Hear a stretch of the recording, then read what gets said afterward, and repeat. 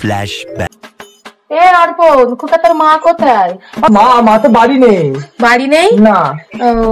কি করবো তাহলে বল দিনি, আবার এতটা রাস্তা ফিরে যাব? কি হয়েছে? আর বলিস না, আমার মেয়েটার আবার বিয়ে দেবো। তুই বলতেছিস যে তোর মা এখন বাড়ি নেই, তাহলে কি হবে?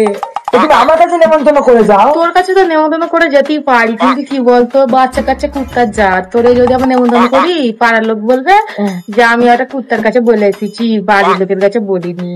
তো ওই জন্য কি আর যাবি তোরা? তো তোর বাবা মা কখন আসবে? বাবা মা একটু পরে আসবে, তুমি বসো, বাবা চলে আসবে। বলতেছিস চলে আসবে? হ্যাঁ চলে আসবে, বসো। ঠিক আছে, আগে বসি। চলো। হ্যাঁ উপরে চলো। না, উপরে যাবো না খোকা, আমি এখানেই বসি, তুই আমার এখানে বসছি রে। তো দাঁড়া, আমি চেয়ার এনে দিই। হ্যাঁ দে, নিয়ে আয়।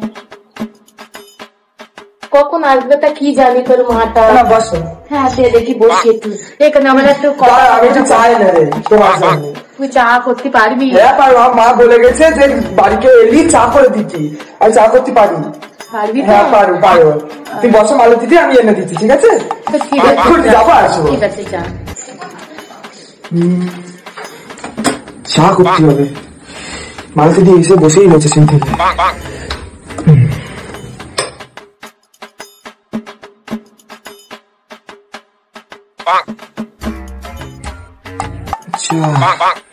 তো গ্যাস নেই, কি হবে এবারে?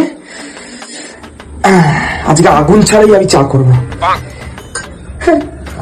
চা একটা ঘন্টা গালে ঢেলে দেবো, গালে জল দিয়ে কুলকুচি করে দেবো, চা হয়ে যাবে।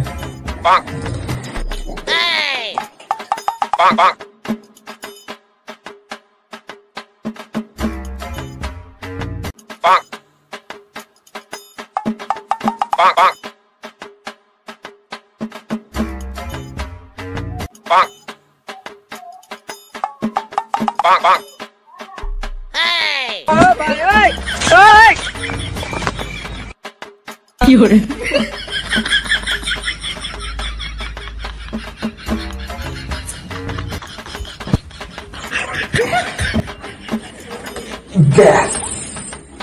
এবারে সার্ভ করার পাওয়া। আগুন ছাড়া চা, আগুন ছাড়া। এটা মালতী চা। ও বাবা, আমার এত কষ্ট করে কি দরকার ছিল? দেখি চা খাই।